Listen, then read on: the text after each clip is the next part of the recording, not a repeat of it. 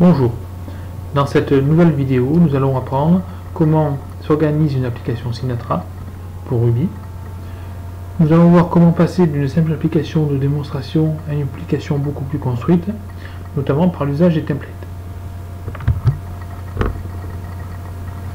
Le sommaire de cette vidéo est le suivant, donc voir d'abord le système des templates, l'organisation des répertoires d'une application sous Sinatra, et après on regardera un petit peu le code de l'application Apprendre une chose chaque jour.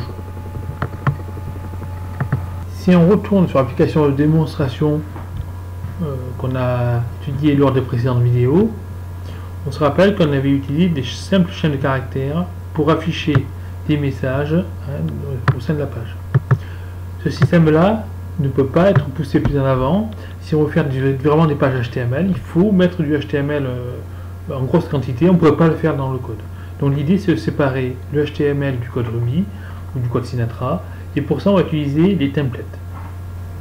Si on regarde dans l'application Apprendre une chose chaque jour, on voit que pour chaque page, à chaque location, on a rajouté ici ERB, un nom, about. Ici pour la page racine, on a rajouté ERB, index. Ça veut dire qu'en fait, le système va aller rechercher un fichier qui s'appelle index.erb et va s'en servir comme morceau de HTML. Si on regarde ce qu'il y a dans ce fichier, on va prendre le fichier view, donc index.erb. Ce fichier contient du HTML, classiquement, avec, comme on voit ici, des balises un peu spéciales. Ça permet d'inclure du code Ruby dans du HTML. On va inclure des variables. On va pas inclure vraiment des gros morceaux de code, c'est juste des variables pour la partie dynamique. Donc on a d'un côté un fichier Sinatra qui va appeler donc index.erb et qui va compléter des variables qu'il a. Si on revient dans notre fichier ici, à la page index, voilà, c'est ici, on retrouve ici des noms de variables, contents, tag, qu'on va passer au template. C'est comme ça en gros que fonctionne un système de template. Sinatra propose un grand nombre de systèmes de templates. Donc ces systèmes-là, on les retrouve aussi dans Race, dans d'autres frameworks Ruby. Ce système de template, il y en a beaucoup, il y en a plus d'une dizaine. Donc en fait, chaque développeur a soit envie de créer son propre système de template, c'est pour ça qu'il y en a beaucoup. Celui que j'utilise moi, c'est celui qui est fourni par défaut, c'est celui qui s'appelle ERB. C'est le plus simple et ça vous permet de faire déjà pas mal de trucs. C'est vraiment la solution à privilégier. Alors,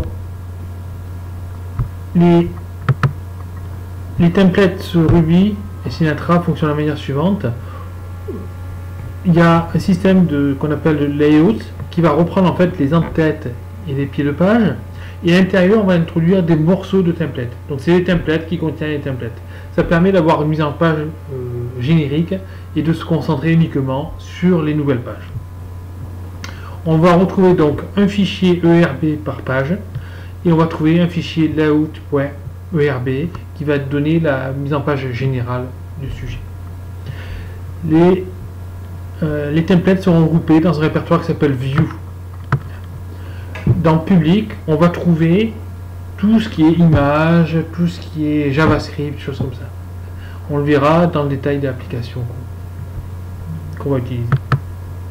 On va voir à présent comment est construite une application Sinatra. Alors, dans l'exemple que j'ai ici, qui est celle qui tourne en réel, on a donc le programme web.rb qui va contenir tout le code, vraiment le cœur de métier d'application, et deux répertoires, View et Public. Dans View, on va trouver les templates, donc notamment le layout.erb qui va contenir en fait le dessin général d'une page, qui va être appelé à chaque page, et un template pour des pages bien précises. Nous avons ensuite le répertoire public qui va contenir en fait tout ce qui est ressources publiques, donc les CSS, JavaScript, les images. Donc pour le site apprendre une chose chaque jour, j'ai utilisé ce qu'on appelle le Bootstrap. C'est un thème tout fait hein, qui permet de ne pas se poser la question sur les feuilles de style, des choses comme ça. Donc tout ce qui est sous public hein, sera accessible à tout le monde. Si on regarde maintenant ce qu'il y a dans web.rb, hein, le code d'application, on trouve donc au tout début ce qu'on appelle des helpers. Donc en fait c'est des fonctions qui vont être appelées aussi bien depuis le programme principal que depuis les vues. Ça permet de faire des petites fonctions de mise en page. On va trouver ensuite le bloc configure, on a expliqué à quoi il servait, hein, c'est pour l'exécuter une seule fois au démarrage. On trouve ensuite un filtre before qui va être exécuté à chaque page. Ensuite on trouve pour chaque location une action à mener et la référence au template qu'on appelle, donc about index. Donc voilà en gros à quoi ressemble l'application. Dans layout.erb, on va trouver la page complète, donc le haut de la page, le bas de la page, et ici une instruction yield dans laquelle va venir s'insérer chaque morceau de page. Voilà, on a fait un peu le tour de l'application Sinatra. Ce qu'on va faire après, c'est comment faire pour la mettre sur un cloud, le cloud Heroku. Voilà, merci.